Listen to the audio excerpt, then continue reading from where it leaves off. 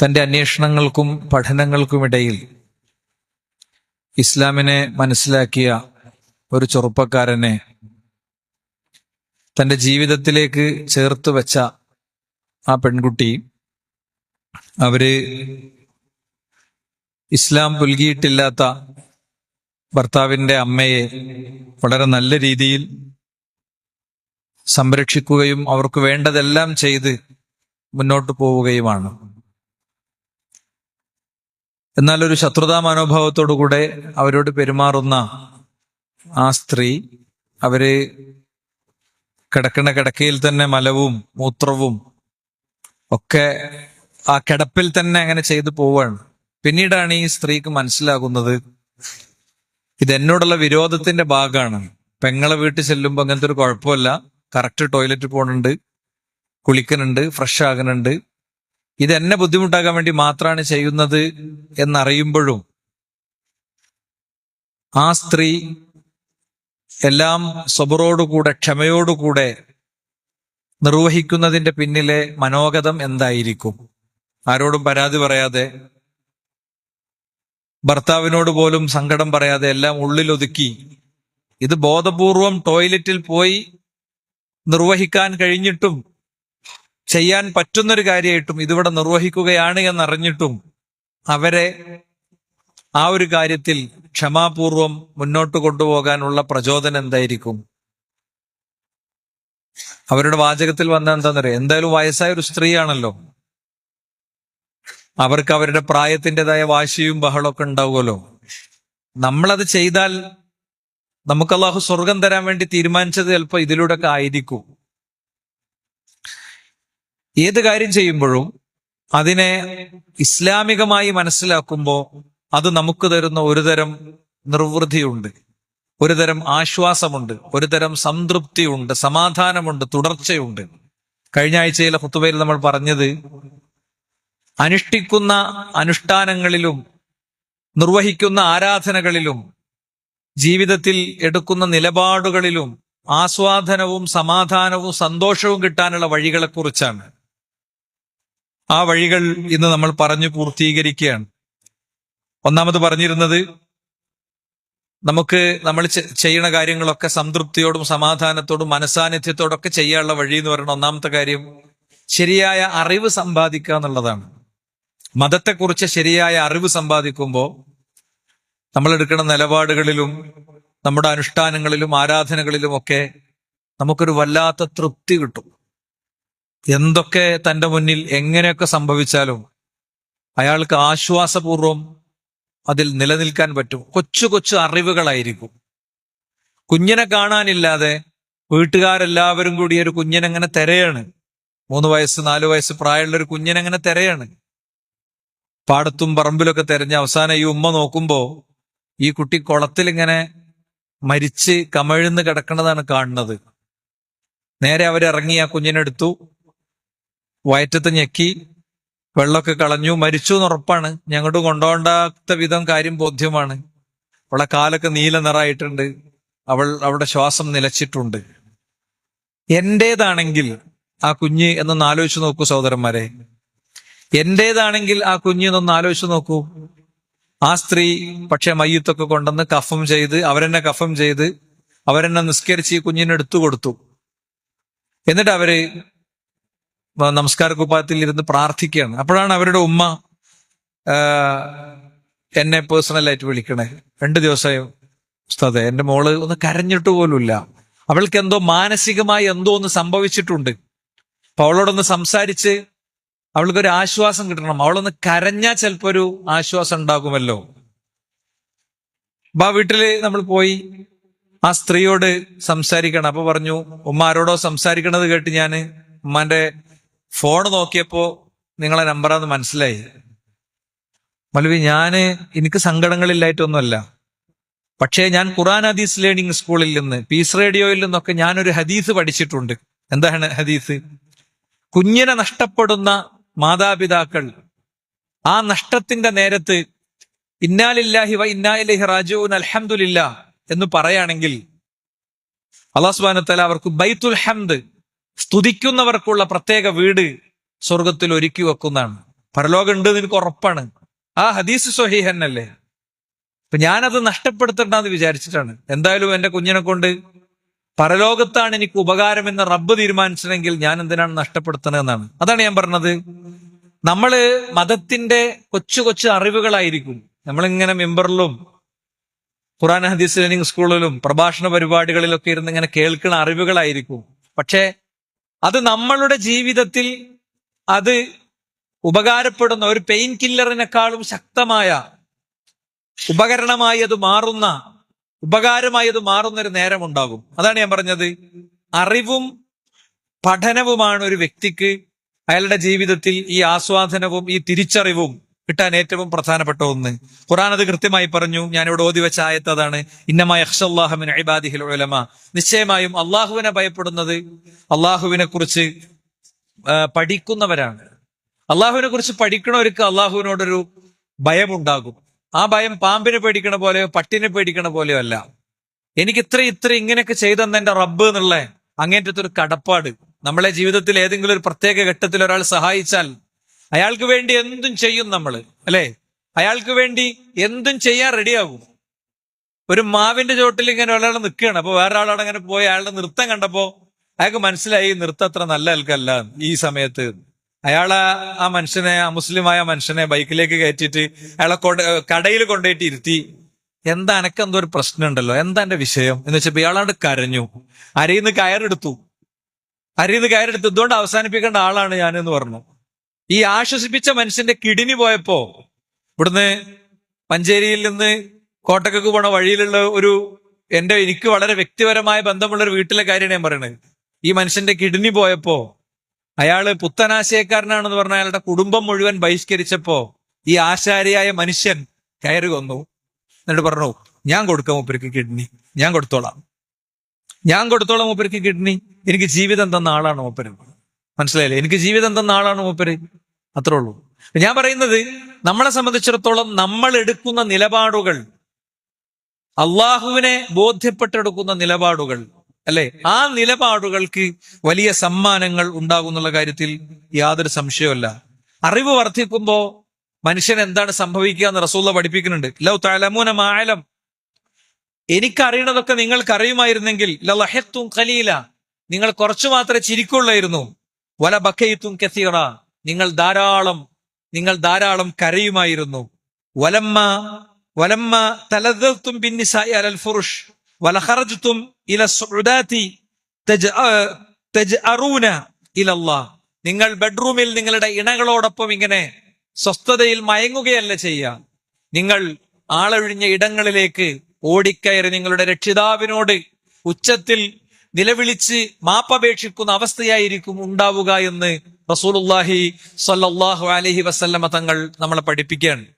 അപ്പോ മതപരമായ തത്വങ്ങളും നിയമങ്ങളും ശരികളും ശരിയാം വിധം പഠിച്ച് ഉൾക്കൊണ്ട് പോകുമ്പോ നമ്മളെ നെഞ്ചത്ത് കൈവച്ചിങ്ങനെ, അല്ലെ, നിസ്കരിക്കുമ്പോ ആ നിസ്കാരത്തിന് വല്ലാത്തൊരു സുഖം കിട്ടും. ആ നിസ്കാരത്തിൽ ഓരോ അദ്കാറുകളുടെയും അർത്ഥവും ആശയവും ഒക്കെ അറിഞ്ഞുകൊണ്ട് മനസ്സിലാക്കി അത് നിർവഹിക്കാൻ പറ്റുമ്പോ. ഇബ്നുൽ ഖയ്യിം റഹിമഹുല്ലാഹ് പറഞ്ഞു, ഫകുല്ലമാ കാനൽ അബ്ദു ബില്ലാഹി അറഫ കാന ലഹു അഹബ്ബ വഇലൈഹി അഖറബ വലിഇബാദതിഹി അലദ്ദ. മനുഷ്യൻ അള്ളാഹുവിനെ കുറിച്ചുള്ള അറിവുണ്ടാകുമ്പോ അവൻ അള്ളാഹുവിനെ കൂടുതൽ അറിയും. അവൻ എന്താണ്, അവൻ എത്രത്തോളം അള്ളാഹു അലീമാണെന്ന് പറയുമ്പോ അള്ളാഹുവിനെ എത്രത്തോളം അറിയാം. എന്റെ കൂടെ എന്റെ റബ്ബ് ഉണ്ടല്ലോ, പിന്നെന്താ എനിക്ക് പ്രശ്നം എന്നുള്ള ഒരു മനോനിലയിലേക്ക് അവൻ എത്തും. അതുപോലെ തന്നെ ഏറ്റവും പ്രിയപ്പെട്ടത് റബ്ബായി മാറും. എനിക്ക് ഏറ്റവും പ്രിയപ്പെട്ടത് എന്റെ റബ്ബാണ്, മറ്റാരെക്കാളും എന്നെ സ്നേഹിക്കുന്നത് എന്റെ റബ്ബാണ്, എന്റെ രക്ഷിതാവാണ് എന്ന മനോനിലയിലേക്ക് അവൻ എത്തുന്ന ഒരു സാഹചര്യം ഉണ്ടാകും. അപ്പൊ എന്ത് ചെയ്യും? ഓരോ മേഖലയിലും കൃത്യമായി നിഷ്ഠയുള്ള ഒരു വിശ്വാസിയായി അവൻ മാറുന്ന ഒരു സാഹചര്യം ഉണ്ടാകും. നമ്മളെ പള്ളിയിൽ എന്തെല്ലാം പഠന സദസ്സുകളുണ്ട്. ഇൻഷാ അല്ലാഹ് ഈ ചൊവ്വാഴ്ച മജ്ലിസുൽ ഇൽമ് നടക്കുന്നുണ്ട്. മുഅ്ജിസത്തും കറാമത്തും എന്നുള്ളതാണ് വിഷയം.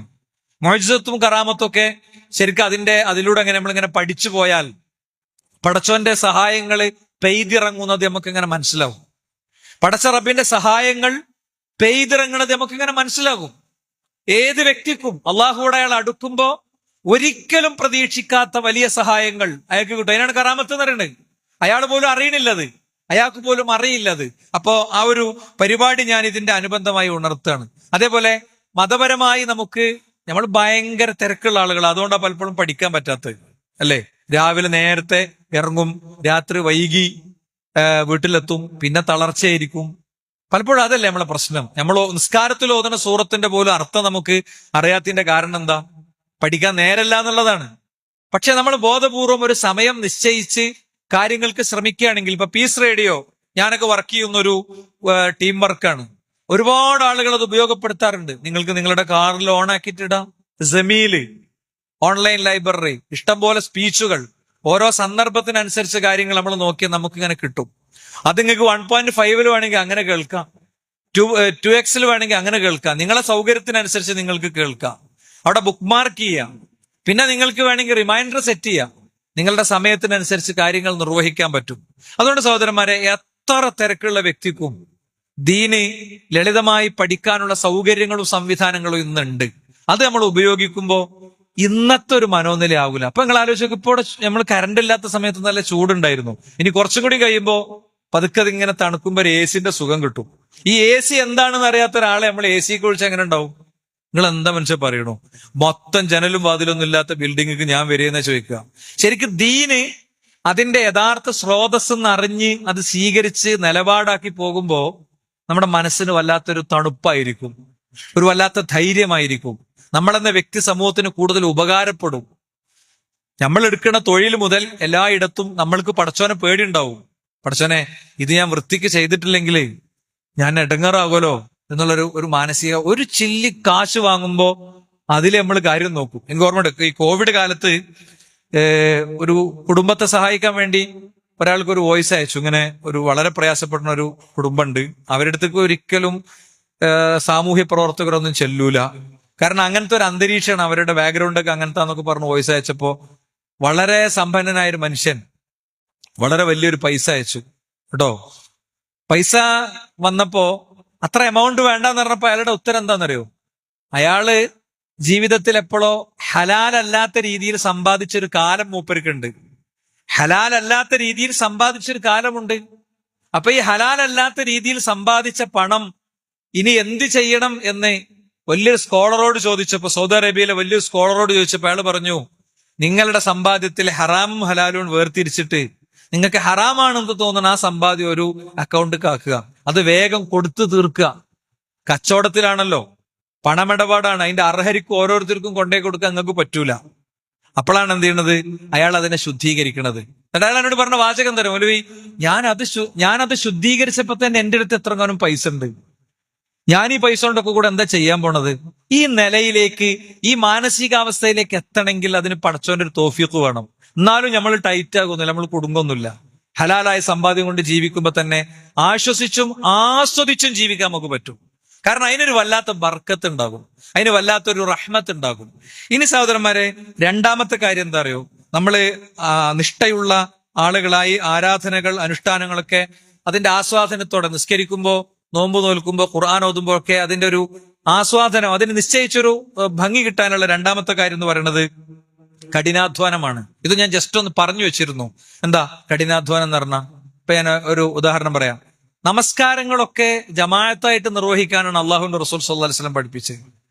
ഇന്നത്തെ സാഹചര്യത്തിൽ നമുക്ക് ജമാഅത്തായി നിസ്കരിക്കണം എന്ന് തീരുമാനിക്കുന്ന ഒരു വ്യക്തിക്ക് നിസ്കരിക്കാൻ ഒരു ബുദ്ധിമുട്ടുമില്ല. ഒന്ന്, അയാൾ യാത്രക്കാരനാണെങ്കിൽ അയാൾക്ക് ജംഇന്റെ അവസ്ഥയോ അല്ലെങ്കിൽ ഖസ്റിന്റെ അവസ്ഥയോ ഉണ്ട്. ജംഇ യാത്രയുമായി ബന്ധപ്പെട്ടതേ അല്ല, അല്ലെ? ജംഇ യാത്രയുമായി ബന്ധപ്പെട്ടതേ അല്ല. അത് ഏത് ഘട്ടത്തിലും ആവശ്യമുണ്ടെങ്കിൽ നമുക്ക് ജംഇ നിർവഹിക്കാൻ പറ്റും. അത് നമ്മള് അതിന്റെ ഒരു പശ്ചാത്തലം പരിഗണിച്ച് നിർവഹിക്കേണ്ടതാണ്. അപ്പൊ അങ്ങനെയൊക്കെ നമുക്ക് സാധിക്കും കേട്ടോ, ഒക്കെ സാധിക്കും. 15 വർഷമായിട്ട് ഓട്ടോ പാർക്കിൽ ജോലി ചെയ്യണ ഒരു മനുഷ്യൻ, അയാളെ യാദൃശികമേണ്ട വാചകത്തിന് എന്താ അറിയോ? എനിക്ക് ഈ 15 വർഷത്തിനിടക്ക് ഒരു ജമാഅത്ത് നിസ്കാരം നഷ്ടപ്പെട്ടിട്ടില്ല, അതുകൊണ്ടാണ് ഈ തൊഴിൽ ഞാൻ എടുക്കുന്നത് എന്നാണ്.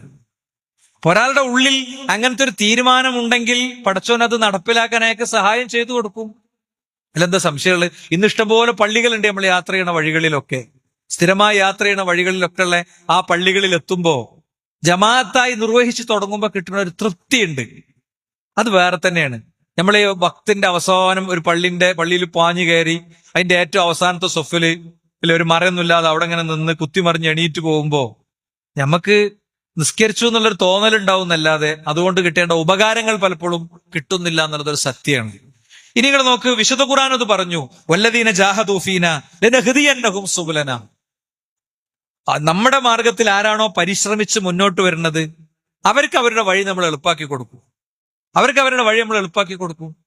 കൊച്ചു കൊച്ചു കൊച്ചു തടസ്സങ്ങൾ പറഞ്ഞ് നമ്മൾ പലതിനും പോകുന്നില്ല. നിങ്ങൾ നോക്കി, ഇസ്ലാമിൽ കൊച്ചു കൊച്ചു തടസ്സങ്ങൾ പറഞ്ഞിരിക്കുകയാണെങ്കിൽ എന്തെങ്കിലും ബദർ ഉണ്ടാകുമോ? ബദറിലേക്ക് ആരെങ്കിലും പുറപ്പെടുമോ? അവർക്ക് പുറപ്പെടാൻ ആവശ്യമായ ഒന്നും അവരുടെ കയ്യിലില്ല. യാത്രാവാഹനങ്ങളില്ല, സൗകര്യങ്ങളില്ല, ഒന്നുമില്ല. പക്ഷെ എല്ലാം അഡ്ജസ്റ്റ് ചെയ്ത് അവർ പുറപ്പെട്ട് ചെന്നപ്പോൾ അല്ലാഹു സുബ്ഹാനഹു വ തആല അവർക്ക് വലിയ വിജയം കൊടുക്കുന്നതാണ് ചരിത്രത്തിൽ നമ്മൾ കാണുന്നത്. അതുകൊണ്ട് തന്നെ നമ്മൾ രണ്ടാമത്തെ കാര്യം, ശക്തമായ പരിശ്രമം നമ്മുടെ ജീവിതത്തിൽ ഉണ്ടാവുക എന്നുള്ളതാണ്. നിങ്ങൾ അബ്ദുല്ലാഹിബ്നു ഉമ്മു മക്തൂമിനെ മാത്രം എടുത്തു നോക്ക്. അബ്ദുല്ലാഹിബ്നു ഉമ്മു മക്തൂം കാഴ്ച പരിമിതനായ ഒരു വ്യക്തിയാണ്. നമ്മൾ പൊതുവെ കാഴ്ച പരിമിതരെയും ഭിന്നശേഷിക്കാരെയൊക്കെ മാറ്റി നിർത്തലാണ് അല്ലെ. ഒരു കാഴ്ച പരിമിതന് നമ്മൾ ഓഫീസിൽ ജോലി കൊടുക്കുവോ? നമ്മൾ ഓഫീസിലെ ഒരു കാഴ്ച പരിമിതിന് നമ്മൾ ജോലി കൊടുക്കുവോ? ഇന്നലെ ഒരു ഉമ്മ എനിക്ക് വോയിസ് അയച്ചിരുന്നു, മോനെ ആരും എവിടെയും സംസാരിക്കാൻ കഴിയൂല, മോനെ ആരും എവിടെയും ജോലി കൊടുക്കണില്ല, ഭയങ്കര പ്രയാസത്തിലാണ്, ബുദ്ധിമുട്ടിലാണെന്നൊക്കെ പറഞ്ഞിട്ട്. നിങ്ങൾക്ക് ആർക്കെങ്കിലും ജോലി എടുക്കാൻ പറ്റുമെങ്കിൽ പറയും, ആളെ ഞാൻ ചൂണ്ടിക്കാണിച്ചു തരും. ഞാൻ പറയണത് ഇങ്ങനെയൊക്കെയുള്ള ആളുകളുണ്ട്. പക്ഷെ പ്രവാചകൻ സല്ലല്ലാഹു അലൈഹി വസല്ലം ഭിന്നശേഷിക്കാരെ കൊണ്ട് ചെയ്തത് എന്താ? അബ്ദുല്ലാഹിബ്നു ഉമ്മു മക്തൂം റളിയല്ലാഹു അൻഹു എത്ര ആവേശത്തോടെയാണ് ഇസ്ലാമിൽ ഓരോ കാര്യത്തിലും എത്ര ആവേശത്തിലാണ് പങ്കെടുത്ത്.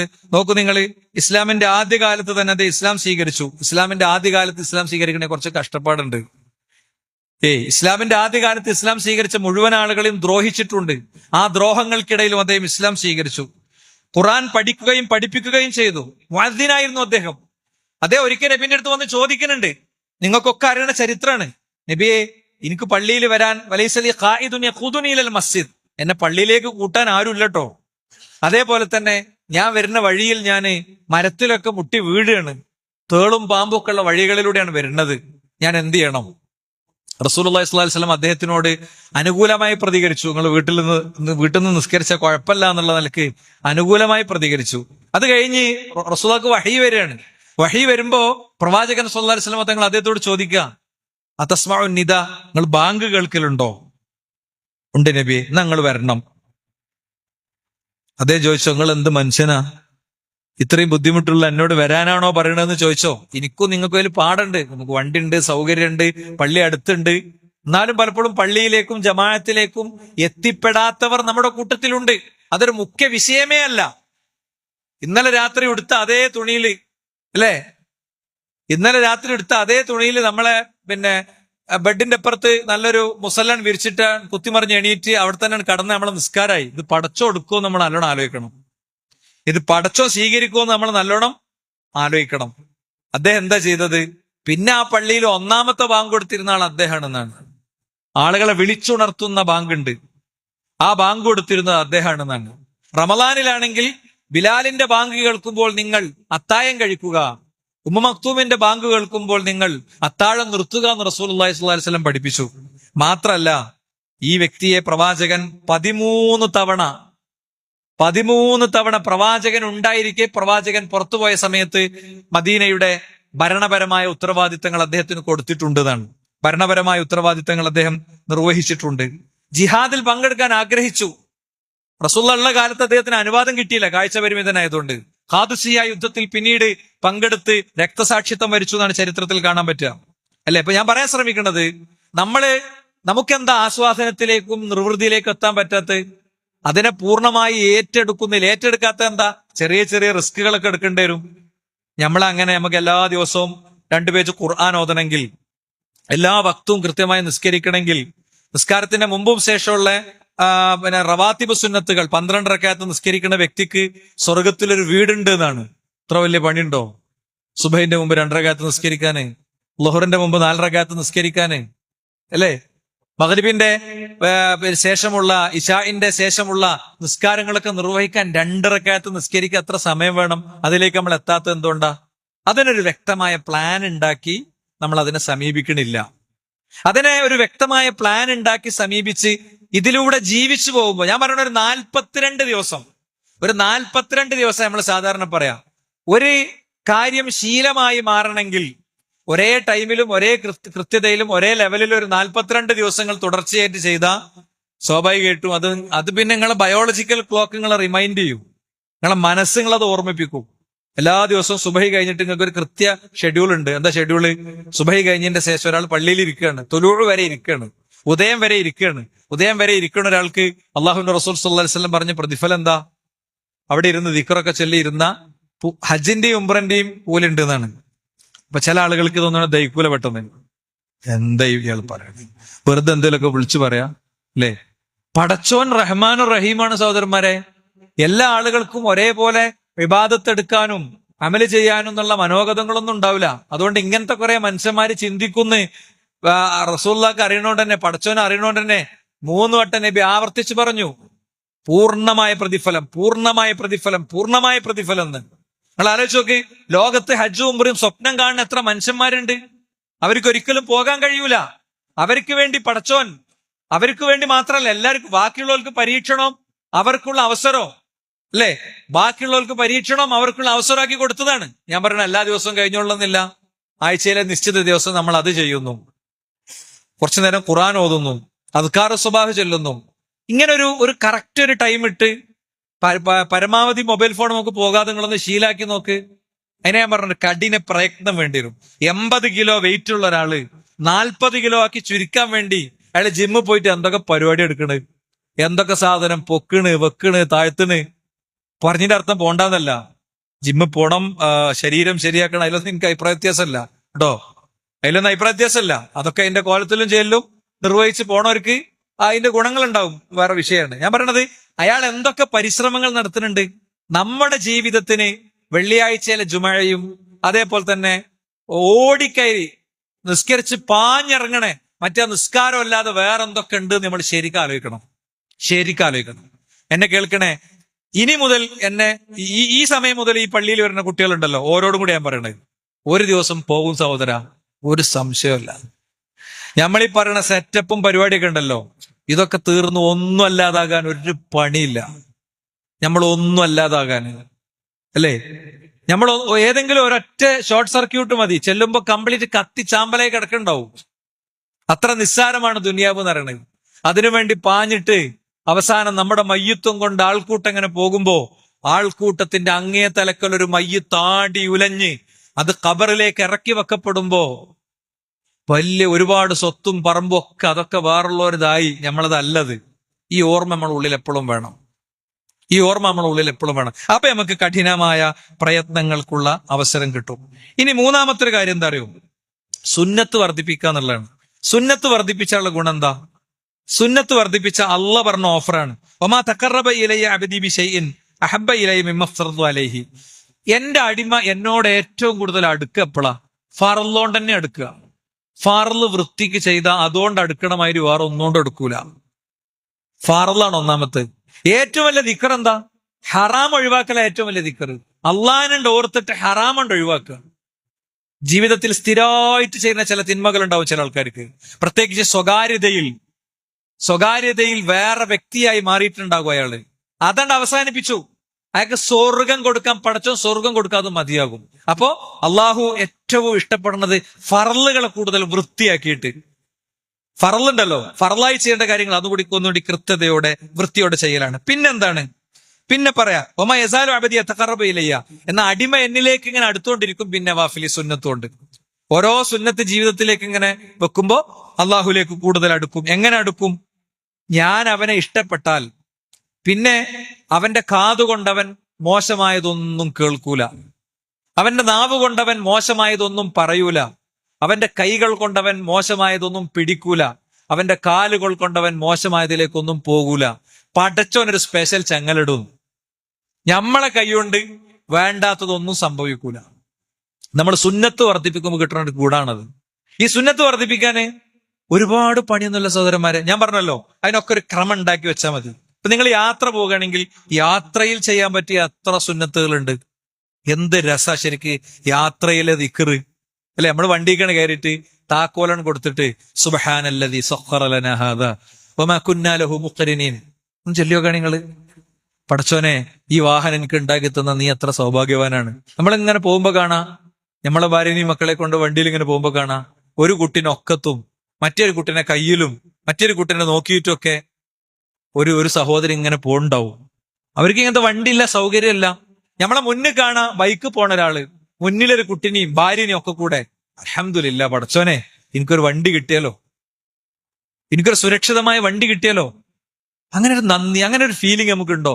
എനിക്ക് ആഗ്രഹമുള്ള വണ്ടി എനിക്ക് പറ്റുമ്പോ എനിക്ക് വാങ്ങാൻ പറ്റുന്നുണ്ട്, അല്ലേ? ഇനി നിങ്ങൾ നോക്ക്, മൂന്നാമത്തെ കാര്യം, മറ്റൊരു ദുആണ് എന്താ അറിയോ? റസൂലുള്ളാഹി സ്വല്ലല്ലാഹു അലൈഹി വസല്ലം പഠിപ്പിച്ച മറ്റൊരു ദുആണ്, അല്ലാഹുമ്മ ഇന്നാ നസ്അലുക ഫീ സഫരിനാ ഹാദാ അൽ ബിർറ വത്തഖ്വ വമിനൽ അമലി മാ തർദാ. എന്തൊരു ദുആണത്!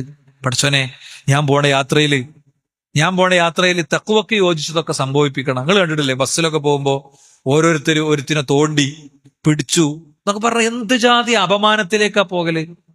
അയാളുടെ അപ്പത്തൊരു തോന്നലോ അയാളുടെ ഒരു ഡിസോർഡറാണത്. സിറ്റുവേഷണൽ ഡിസോർഡറുകൾ ഉണ്ടാകും. ചില കോണ്ടെക്സ്റ്റിലെത്തുമ്പോ, ചില സ്ഥലത്തെത്തുമ്പോ നമുക്ക് ചില ഡിസോർഡർ ഉണ്ടാകും. മെന്റൽ ഡിസോർഡറുകളുടെ വലിയ പട്ടികയുണ്ട്. നിങ്ങളൊന്ന് ഇതൊക്കെ അറിയുന്ന ആളുകൾ ഇവിടെ ഉണ്ട്, ഒന്ന് ഗൂഗിൾ ചെയ്തൊക്കെ കിട്ടും. 100 കണക്കിന് ഡിസോർഡറുകൾ ഉണ്ട്. ഒന്ന് തലന്റെ ഉള്ളിൽ കുടുങ്ങിയാൽ മതി. അള്ളാഹു നമ്മളെ അപമാനങ്ങളിൽ നിന്ന് കാത്തു രക്ഷിക്കുമാറാകട്ടെ. പിന്നെ അല്ലാഹുമ്മ ഇന്നാ നസ്അലുക ഫീ സഫരിനാ ഹാദാ അൽ ബിർറ വത്തഖ്വ വമിനൽ അമലി മാ തർദാ. പിന്നെ അല്ലാഹുമ്മ ഹവ്വിൻ അലൈനാ സഫറനാ. പടച്ചോനെ, യാത്ര എളുപ്പാക്കിക്കൊണ്ടാ. ഒരു മരം വീണാ മതി, നടക്കോ? ഒരു നല്ല ബ്ലോക്ക് കിട്ടിയാൽ മതി. പിന്നെ യാത്രാദൂരം ചുരുക്കിക്കൊണ്ടാ. വീട്ടിലേക്കും കുടുംബത്തിലേക്കും നീ സന്തോഷപൂർവ്വം മടങ്ങണ അവസ്ഥ കൊണ്ടാ. ബഹളമുണ്ടാക്കാത്ത ഒരു ആംബുലൻസ്, സൈറൺ മുഴക്കാത്ത ഒരു ആംബുലൻസ്, അതിൽ ഞാൻ തിരിച്ചു കയറി വരുന്ന ഒരു അവസ്ഥ എനിക്ക് നീ തരല്ലേ എന്നൊക്കെയാണ് ആ ദിക്റിന്റെ അർത്ഥം. എന്ത് രസാണ് ആ ദിക്റ്! പക്ഷെ അതെന്തുകൊണ്ടാ? അത് നമ്മളൊരു ശീലമാക്കി. അത് ആസ്വദിക്കാൻ പറ്റാത്തത് എന്തുകൊണ്ടാ?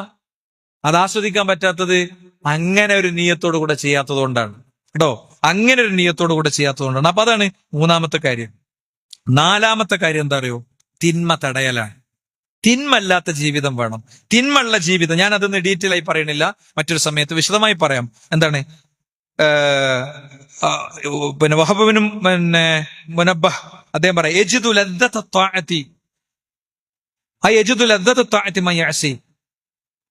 ഒരുപാട് മോശമായ കാര്യങ്ങൾ സ്വകാര്യ ജീവിതത്തിലൊക്കെ ഉള്ള വ്യക്തികൾക്ക്, അധർമ്മങ്ങൾ ചെയ്യുന്ന വ്യക്തികൾക്ക് ആരാധനയുടെ ആസ്വാദനം കിട്ടുമെന്ന് ചോദിച്ചപ്പോ ഇല്ല, കിട്ടൂല എന്ന് മാത്രമല്ല, വലാ മൻ ഹമ്മ ബിമഅസിയത്തിൻ, മോശം കാര്യങ്ങൾ മനസ്സിൽ വിചാരിച്ച് നടക്കണവനും കിട്ടൂല. അയാൾ വ്യഭിചരിക്കുന്നുണ്ടാവില്ല, പക്ഷേ ഒരു പെണ്ണയാളുടെ മനസ്സിൽ കയറി കൂടിയിട്ടുണ്ടാവും, ശേത്തട്ട് കൊടുത്തിട്ടുണ്ടാവും.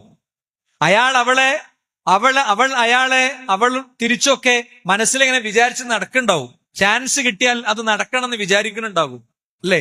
അവനും ആരാധനയുടെ ലദ്ദത്ത് കിട്ടൂല, ആരാധനന്റെ ആസ്വാദനം കിട്ടൂല. തിന്മ ജീവിതത്തിൽ ഉണ്ടാകുമ്പോ എന്താണോ പടച്ചോൻ ആരാധനക്ക് നിശ്ചയിച്ച ആസ്വാദനം, അത് കിട്ടാത്ത സാഹചര്യമായിരിക്കും ഉണ്ടാകുക. അല്ലാഹു സുബ്ഹാനഹു വ തആല തിന്മകളില്ലാതെ ജീവിക്കുന്ന യഥാർത്ഥ മുഅ്മിനുകളിൽ, മുഖ്ലിസുകളിൽ നമ്മെ ഉൾപ്പെടുത്തുമാറാകട്ടെ.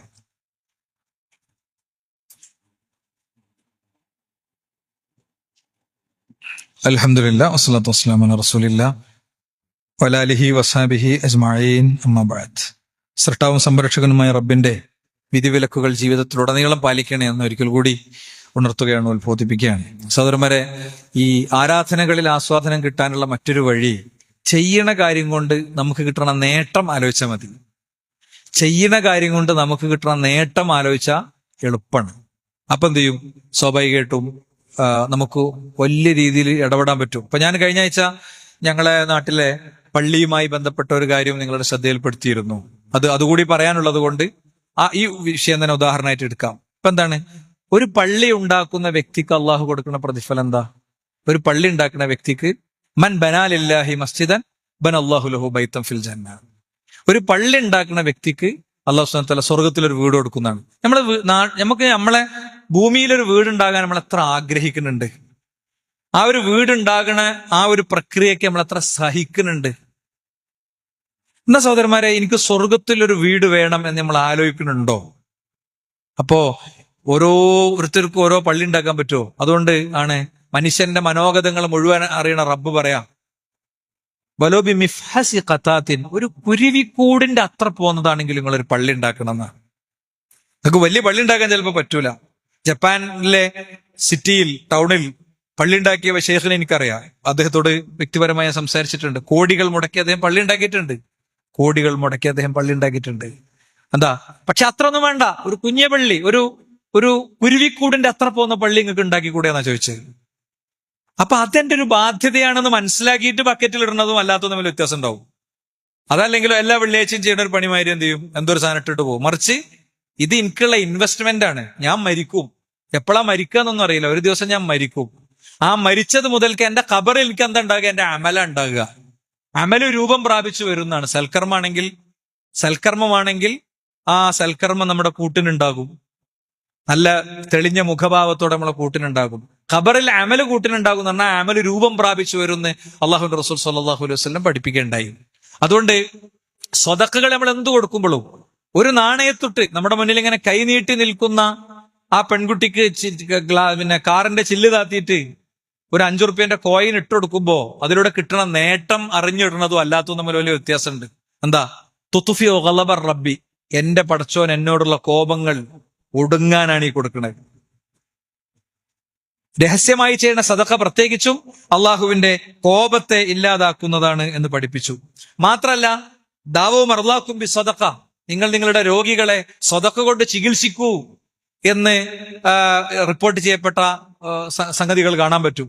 പണ്ഡിതന്മാരെ രേഖപ്പെടുത്തിയ വാചകങ്ങളും കാണാൻ പറ്റും. മഹാനായ ഇമാം അഹ്മദ് ബിൻ ഹംബൽ റഹിമഹുല്ലാന്റെ അടുത്ത് ഒരാൾ പോയിട്ട് അയാളുടെ ശരീരത്തിലെ മുറിയെക്കുറിച്ച് പറഞ്ഞു, മാറുന്നില്ല. അദ്ദേഹം പറഞ്ഞ്, നിങ്ങള് വെള്ളമില്ലാത്തൊരു സ്ഥലത്ത് കിണറുത്തി കൊടുക്കുന്നതാണ്, സ്വതക്ക കൊടുക്കുന്നതാണ്.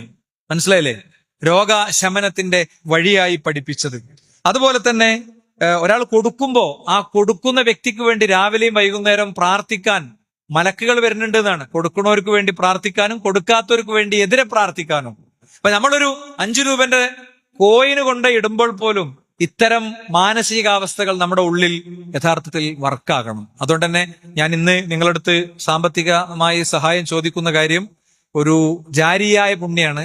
ജാരിയായ പുണ്യം എന്ന് പറഞ്ഞാൽ നമ്മളെ ഖബറിലേക്ക് ഉള്ളതാണ്. നമ്മൾ മരിച്ചാലും നൂറ്റാണ്ടുകളോളം നമ്മൾ ഖബറിൽ കിടന്നാലും കിട്ടുന്ന ഒരു ഓഹരിയെ കുറിച്ചാണ്. പള്ളിക്കാണ്, മദ്രസക്കാണ്, ഖുർആൻ പഠന കേന്ദ്രത്തിനാണ്, അതേപോലെ കൊച്ചുകുട്ടികളെ പഠിപ്പിക്കുന്ന ദീന് പഠിപ്പിക്കുന്ന സംരംഭങ്ങൾക്കാണ്, സാമൂഹ്യക്ഷേമ പ്രവർത്തനങ്ങളുടെ ക്രോഡീകരണം നടക്കുന്ന ഒരു സ്പേസിനാണ്. ഞങ്ങൾ വളരെ ബോധപൂർവ്വം എടുത്തൊരു സ്റ്റെപ്പ് ഒരു ഘട്ടം വരെ എത്തി. അത് പൂർത്തിയായിട്ട് അടുത്തതിലേക്ക് പോയാൽ മതി എന്നാണ് തീരുമാനിച്ചത്. ഒരു 250 ആളുള്ള ഒരു കൊച്ചു പള്ളി, വേറെ എവിടെയും കേരളത്തിൽ ഒരു പള്ളിയൊന്നും കളക്ഷൻ എടുത്തിട്ടില്ല. ഞങ്ങളോട് അത്ര കൃത്യമായിട്ട് പറയാണ്. ആ പള്ളിയിൽ നിന്ന് ആ പള്ളിയിലെ ഖുതുബ സാമൂഹ്യ മാധ്യമങ്ങളിലൂടെ കേൾക്കുന്ന ആളുകളോടും കൂടി ചോദിച്ചിട്ടാണ്. ഖുതുബ കേൾക്കും, സ്വാഭാവികമായിട്ടും സാമ്പത്തിക തരും. അങ്ങനെയാണ് നമ്മൾ പള്ളിന്റെ കൺസ്ട്രക്ഷൻ പൂർണ്ണമായി തീർത്തത്. ഈ ആഴ്ച ഇപ്പൊ ഞാൻ ഇവിടെയാണ് ഖുതുബ പറയണത്, അതുകൊണ്ടാണ് ഇവിടെ പറയണത്. അല്ലെങ്കിൽ ഇവിടെയും പറയില്ല കേട്ടോ, അല്ലെങ്കിൽ ഇവിടെയും പറയില്ല. കൃത്യമായി നിങ്ങളൊക്കെ തരുന്ന പണം വിനിയോഗിക്കപ്പെടും. എല്ലാ ആഴ്ചയും വിദ്യാർത്ഥികൾക്ക് വേണ്ടി ഒരു 20 മുതൽ 50 വരെ കുട്ടികൾക്ക് വേണ്ടിയുള്ള മതപഠന സംരംഭം, 8ാം ക്ലാസ് മുതൽ ഡിഗ്രി വരെയുള്ള കുട്ടികൾക്ക് വേണ്ടിയുള്ള മതപഠന സംരംഭം അവിടെ നടക്കുന്നുണ്ട്. കൃത്യമായ സക്കാത്ത് സെല്ലുണ്ട്, 250 ആൾ പങ്കെടുക്കുന്ന ജുമായുണ്ട്. അതോടൊപ്പം തന്നെ ഒരു 1.5 സഫ് ഏകദേശം എല്ലാ വക്തനും ആളുകൾ വരുന്ന ഒരു പള്ളിയാണ്. ഭയങ്കര ഡൗൺ ഒന്നും അല്ലെങ്കിലും അങ്ങനെ പള്ളിയിലേക്കായി വന്ന് ജമാഅത്തിൽ പങ്കെടുക്കണ ആളുകളുള്ള ഒരു പള്ളിയാണ്. അതോടൊപ്പം ഖുർആൻ ഹദീസ് ലേണിംഗ് സ്കൂൾ ഒരു 20 മുതൽ 50 വരെ ആളുകൾ പങ്കെടുക്കണ ഖുർആൻ ഹദീസ് ലേണിംഗ് സ്കൂൾ ഉണ്ട്. അങ്ങനെ ഏറ്റവും സജീവമായി നിലനിൽക്കുന്ന ഒരിടമാണ്. അവിടുത്തെ ആളുകൾക്കൊക്കെ തരാവുന്നതിന്റെ പരമാവധി തന്നിട്ടുണ്ട്. അതുകൊണ്ട് നിങ്ങളുടെയൊക്കെ അർഹതപ്പെട്ട ഒരു ഓഹരി, നമ്മുടെ ഖബറിലേക്കുള്ള ഒരു ഓഹരി എന്നുള്ള നെയ്യത്തോടു കൂടെ തന്നെ ആ സംരംഭത്തോട് എല്ലാവരും സഹകരിക്കണം. QR കോഡ് താഴെയുണ്ട്. ഇനി ഒരു 3-4 മാസം കൊണ്ട് തന്നു തീർക്കുന്ന രീതിയിലുള്ള ഓഫറുകളാണെങ്കിലും നമുക്ക് സ്വീകരിക്കാം. ഞങ്ങളെ മദ്രസന്റെ പണി ഞങ്ങൾ ഒട്ടും തുടങ്ങിയിട്ടില്ല, തറന്റെ കല്ലുപോലും ഇട്ടിട്ടില്ല. അതിലേക്ക് കൂടിയുള്ള കളക്ഷനാണ് നമ്മൾ എടുക്കുന്നത്. ഓരോ ഘട്ടമായി പൂർത്തീകരിച്ചു പോകുന്ന രീതിയാണ് ഞങ്ങൾ സ്വീകരിച്ചു വരുന്നത് എന്നതുകൂടി ഈ ഘട്ടത്തിൽ നിങ്ങളെ ഓർമ്മപ്പെടുത്തുകയാണ്.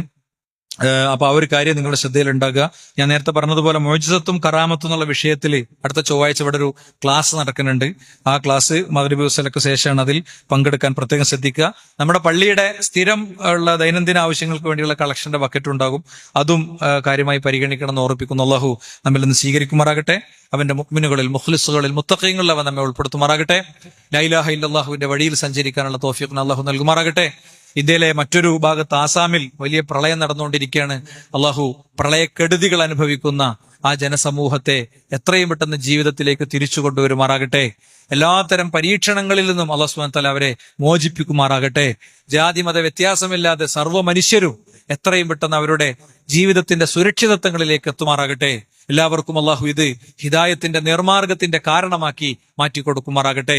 അങ്ങോട്ട് ലോകത്തെ വിവിധ ദിക്കുകളിൽ നിന്ന് ക്ഷേമ പ്രവർത്തനങ്ങളുടെ പണമൊഴുകിയെത്തുകയും അവർ സുരക്ഷിതരായി ജീവിതത്തിലേക്ക് അവരുടെ ആശ്വാസങ്ങളിലേക്ക് എത്തുന്നത് കാണാനുള്ള തൗഫീഖ് നൽകുമാറാകട്ടെ. ഇതുപോലത്തെ പ്രകൃതി ദുരന്തങ്ങളിൽ നിന്ന് അള്ളാഹു നമ്മളെ കാത്തുരക്ഷിക്കുമാറാകട്ടെ. അല്ലാഹുമ്മ ഗ്ഫിർ ലിൽ മുഅ്മിനീന വൽ മുഅ്മിനാത്ത്, അല്ലാഹുമ്മ അഇസ്സൽ ഇസ്ലാമ വൽ മുസ്ലിമീൻ വഅദിൽ ശിർക വൽ മുശ്രിക്കീൻ, റബ്ബനാ ആതിനാ ഫിദ് ദുനിയ ഹസന വഫിൽ ആഖിറതി ഹസന റബ്ബനാ വഖിനാ അദാബൻ നാർ. ആമീൻ ആമീൻ ബിറഹ്മതിക യാ അർഹമർ റഹീമീൻ വൽഹംദുലില്ലാഹി റബ്ബിൽ ആലമീൻ.